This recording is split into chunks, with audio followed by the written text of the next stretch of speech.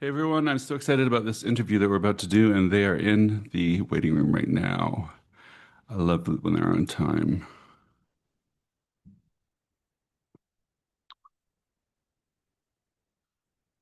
Hello. Hey you, how are you? Good. How are you? It's Discord Adams, everybody, Hello, and everybody. in full drag. Thank you so much. Oh, you're welcome. I was How just are in the you? news, so I had to be in full drag. You were just what? Filming the news in Tampa. What are you doing filming the news in Tampa? I'm the new weather girl. No, I'm just kidding. I would watch the weather if you were the weather girl. No, why How's were your you day on the going? news? I don't know. They just wanted to ask me about Drag Race and being the coolest person alive. So do I. That's very funny. What a coincidence. So, welcome to the show. I Yes, want to thank talk you. to you for the first half about Drag Race, and then the second half about your upcoming album and your tour and your punk Fierce. ethos. Yeah. Yeah, let's Okay. do it. All right. I'm ready if you are. Yeah. Three, two, and one.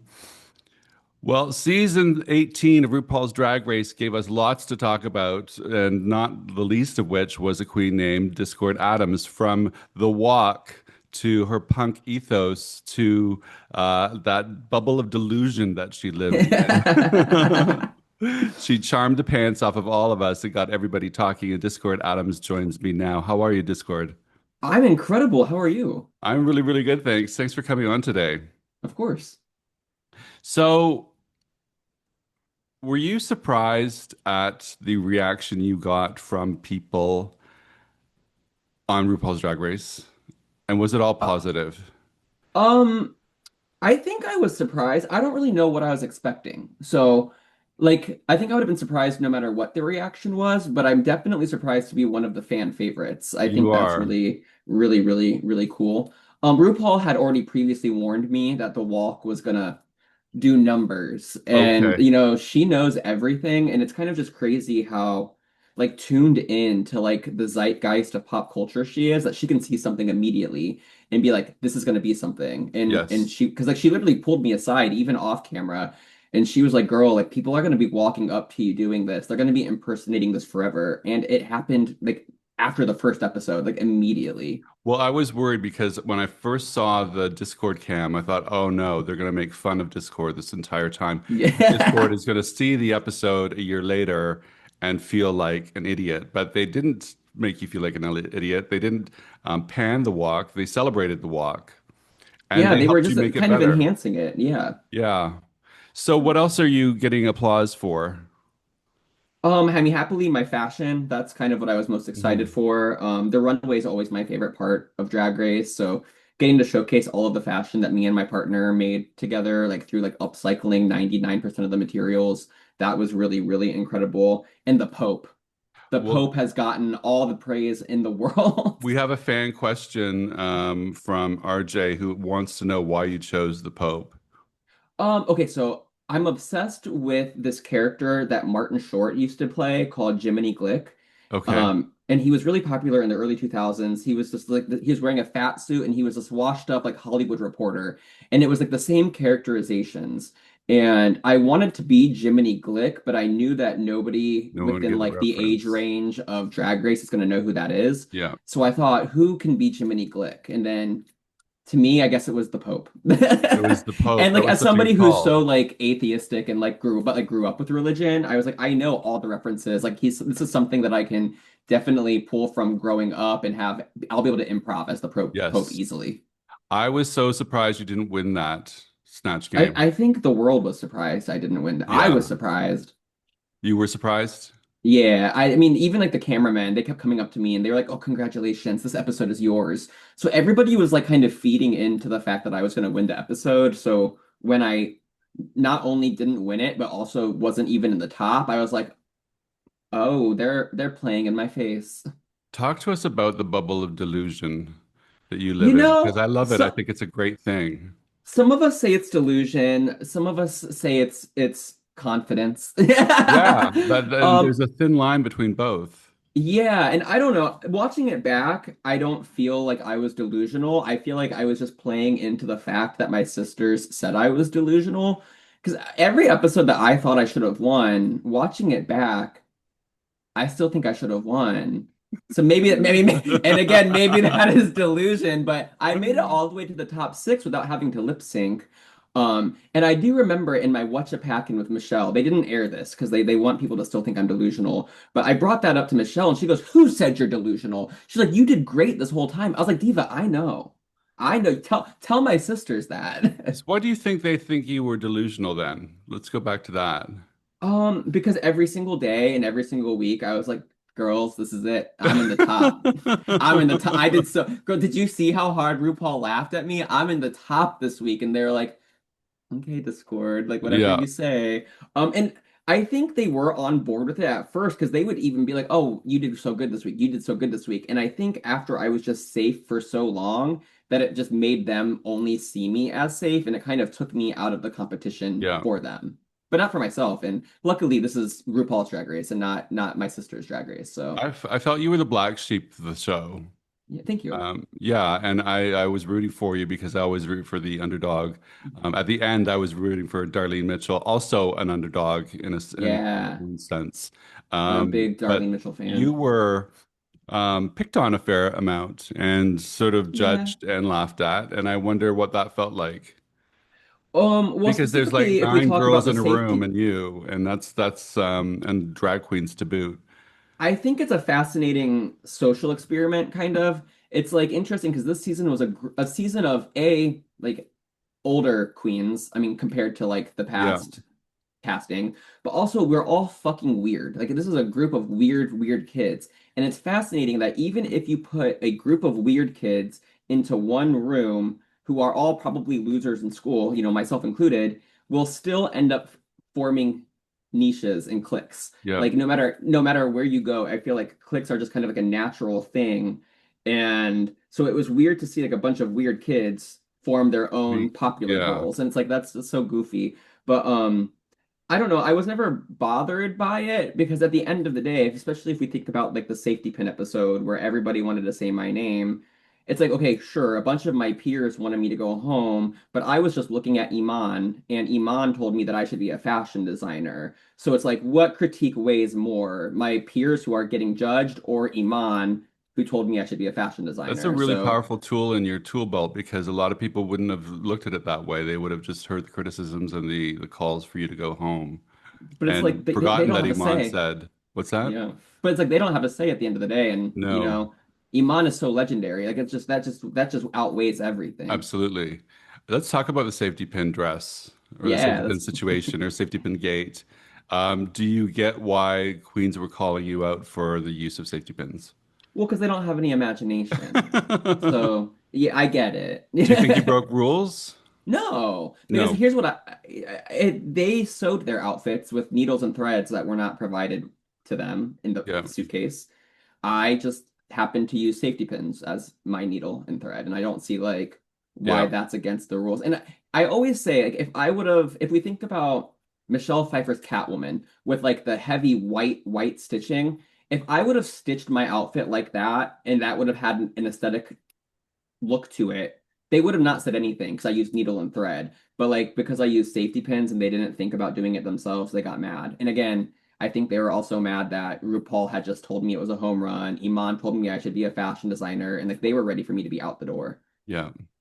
What did that feel like? Oh, I mean, it like the only reason it hurt is because I had just gotten the best critiques I had gotten all season. I was like, oh, this is definitely a win for me. So like I was feeling like high top of the world, and then 5 seconds later, they were all like, "What if we killed you, Discord? Like, what if we Yeah. shot you dead right here on the stage?"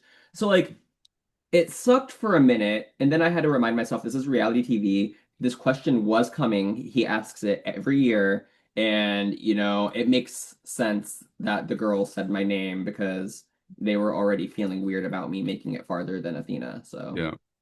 You have, to my eyes, a gentleness to you and a softness to you, despite the punk edginess that oh you yeah, I'm so portray. chill. You're chill, and I wonder how it was dealing with the harshness of the entire situation, from the other queens to the being judged to because you seem like a soft soul, and I don't mean I that in was in a negative way at all. You seem like a very gentle person.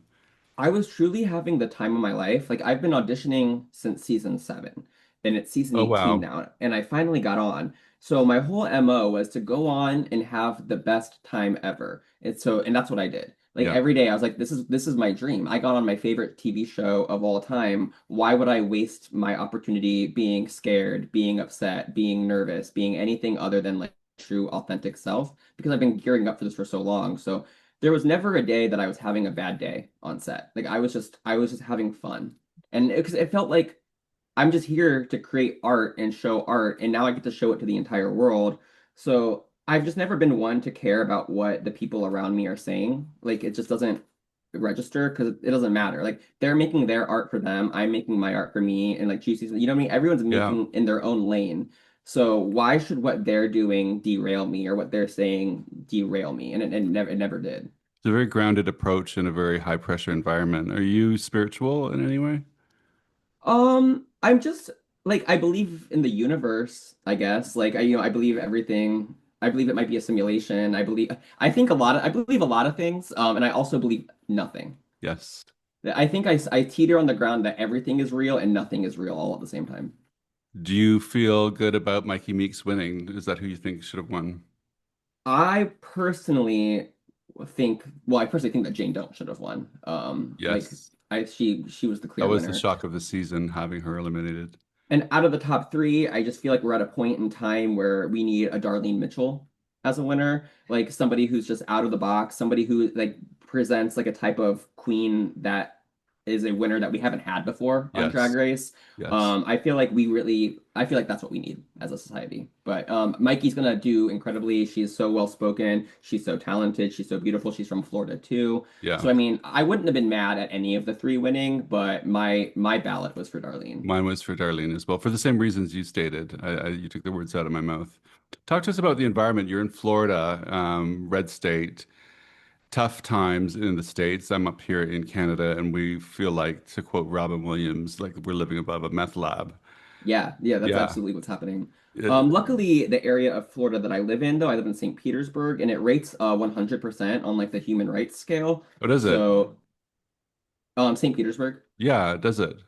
Oh yeah, yeah, yeah, yeah. And so it's very gay, very liberal, very accepting here. So I'm not in an area that's particularly that it doesn't feel like Florida. Okay.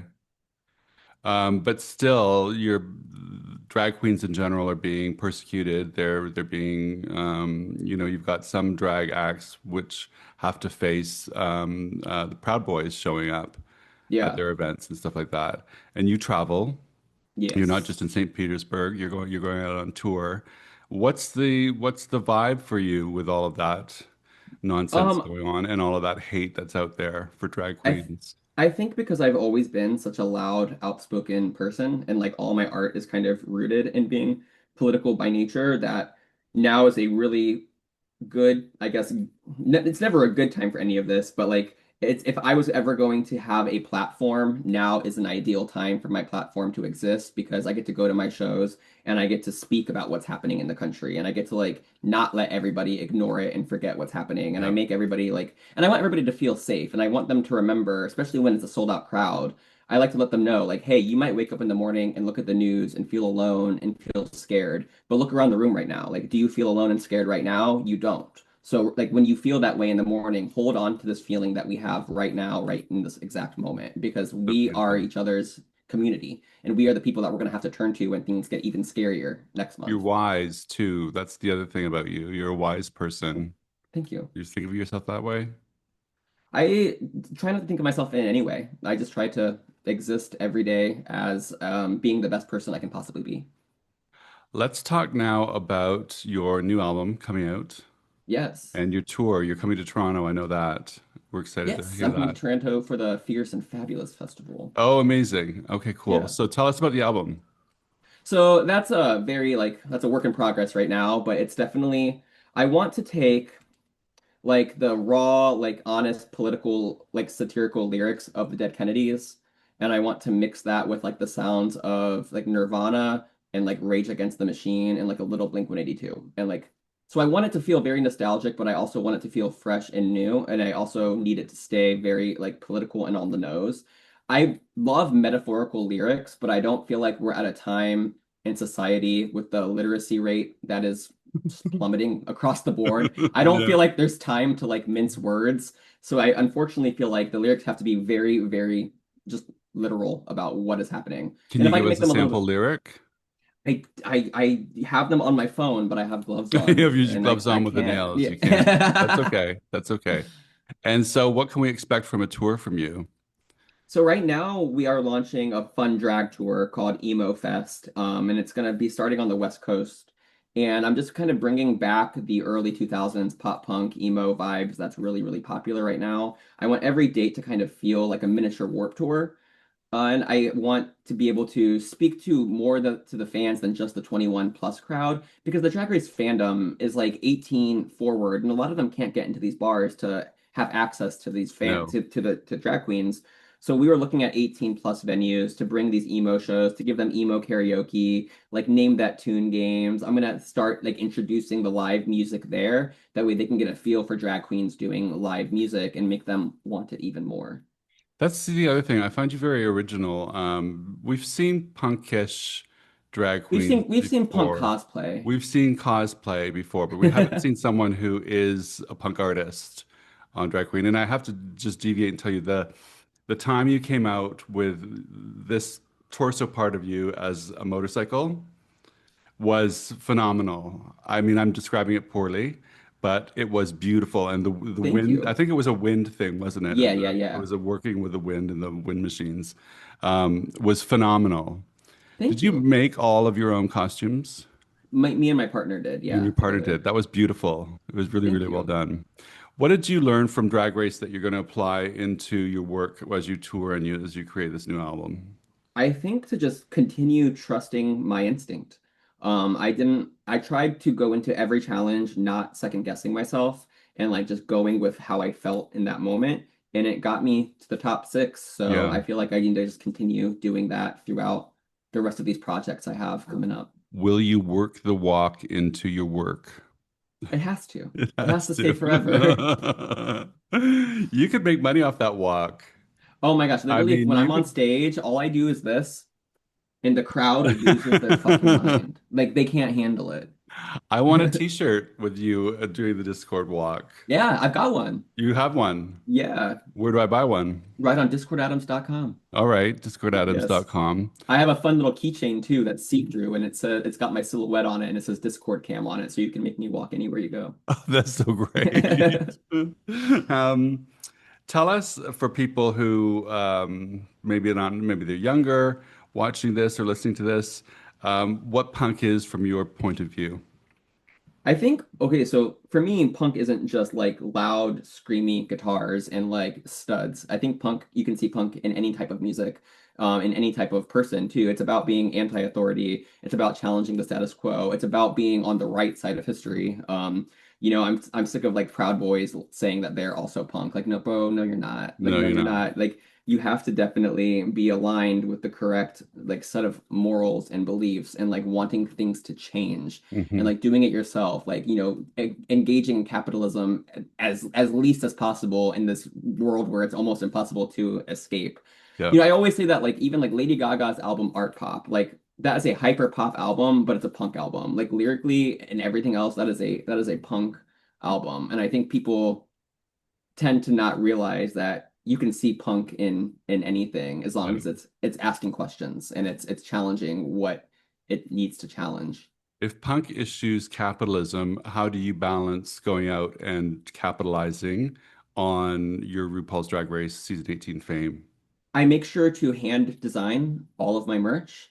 I make sure it's all handmade by me. And if it's not, then I want to pay like local artists to create things for me. Like I'm not reaching out to like the same hundreds of designers. I'm not reaching out to the people who have already made so much money off of There this aren't show and are just children in some churning foreign things country off. making your sweatshirts. Exactly. Like, Yeah. local t-shirt companies, like local warehouses, not buying too much. That way there's not any waste at the end of the day, making sure that like everything is sustainable.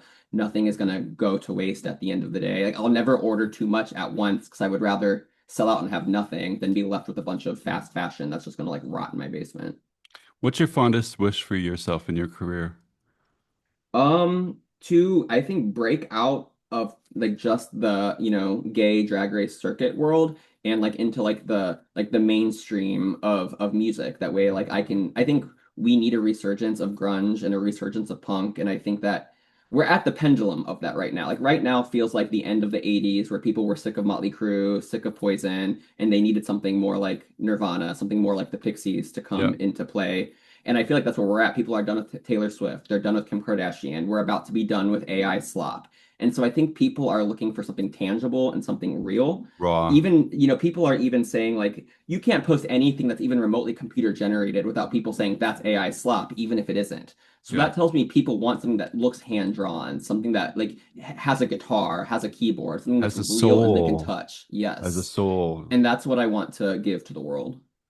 How did RuPaul's Drag Race change you? I think that it enhanced the confidence that I went on there with. Like, of course I went on there playing hyper confident and I was hyper confident, but I think by the end of it, it was like even more true to my soul to like, knowing that like, oh, I am capable of doing all of this. And of course we all apply for Drag Race thinking we're gonna be amazing at it. And of course that's not the case for everybody. But it was really nice to be as good at the show as I thought I was going to be. Is there anything I haven't asked you that you want to say? I don't think so. I think you've been incredible. I think you're incredible. I was really excited about this, and you did not disappoint Thank at all, you. Discord Adams. Thanks so much for your time today. I appreciate you. Yeah, thank you so much. This was wonderful. You're welcome. It was great. That was really amazing. Thank you. Of course. Have a great day. You too. All the best. I'm going to Bye. discordadams.com to buy my walk t-shirt right You'll now. love it. See you later. Bye. Bye.